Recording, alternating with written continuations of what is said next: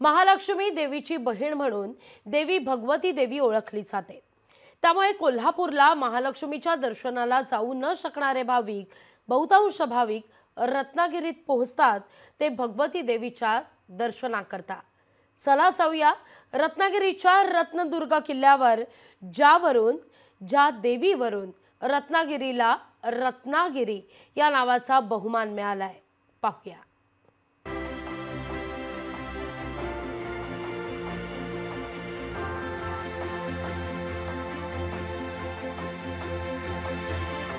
राक्षसांचा संहार करण्याचं काम अंबादेवीकडे म्हणजे महालक्ष्मीकडे होतं।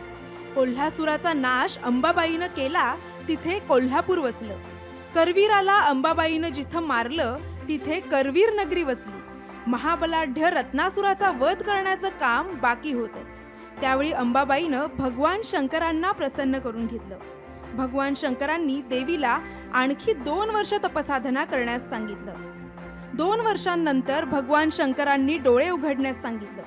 त्यावेळी श्रीदेवी टेंबलाई आणि देवी भगवती समोर उभ्या होत्या। कालांतराने या तिन्ही देव्यांनी ज्योतिबाच्या वाडीतील खिडीत रत्नासुराला गाठलं। भगवतीने दैत्यावर शस्त्र चालवलं आणि मुंडकं उडवलं। त्या वाडीचं नाव रत्नागिरी वाडी असं पडलं। दैत्यांचा नाश झाल्यावर अंबाबाईनं वाट दिसेल तिथे जा अशी सूचना केली। त्यावेळी टेंबलाईनं कोल्हापुरात राहण्याचं ठरवलं। श्रीदेवी भगवतीनं कोकणच्या दिशेनं वाट धरली। भगवती देवी विशाळगडावरून दर्ग्याचं दर्शन घेत देवीनं रत्नागिरी गाठली। रत्नदुर्ग किल्ल्याच्या पायथ्याशी सावंत यांच्या घरी देवी बसली। त्यानंतर किल्ल्यात आली अशी आख्यायिका सांगण्यात येते। रत्नागिरी हे नाव या देवीमुळे निर्माण झालेलं आहे। रत्नासुराचा वध केला या देवीने। महालक्ष्मीने त्या रत्नासुर राक्षसाला वरदान दिले असल्या कारणाने तिच्या हातून तो वध होत नव्हता आणि त्यावेळी तिने मग शंकराकडे उपासना केली आणि त्या उपासनेने तिला एक आदिशक्ती दिली गेली आणि ह्या आदिशक्तीने त्या रत्नासुर राक्षसाला मारलं। किल्ल्याचे जे काय मुख्य मानकरी म्हणजे खेडशीचे जे काय सावंत देसाई वगैरे कुटुंब आहे त्यावेळी त्यांच्या घराण्यामध्ये त्यांचे पहिले पावलं लागून सावंत हे मुख्य मानकरी म्हणून आज ह्या मंदिरामध्ये आहेत। सन 1690 मध्ये कान्होजी आंग्रे यांचे वडील शेखोजी आंग्रे यांनी या भगवती देवीसाठी हेमाडपंथी घुमट बांधला। रत्नदुर्ग किल्ला शहरातील मोजक्या पर्यटन क्षेत्रांपैकी एक आहे। समुद्री बेटासारख्या दिसणाऱ्या उंचवट्यावर याचं बांधकाम करण्यात आलंय।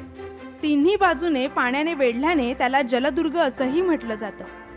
बालेल किल्ल्यात भगवती देवीचं सुंदर मंदिर आहे आणि किल्ल्याच्या पूर्वेला तटबंदीकडे 2 दरवाजे आहेत।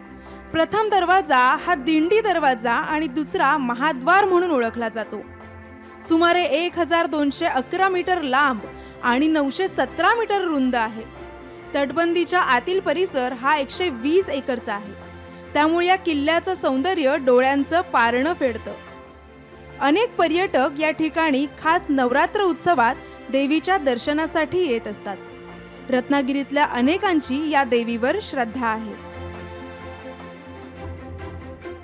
लोकशाही मराठीसाठी राहुल वर्दे, रत्नागिरी।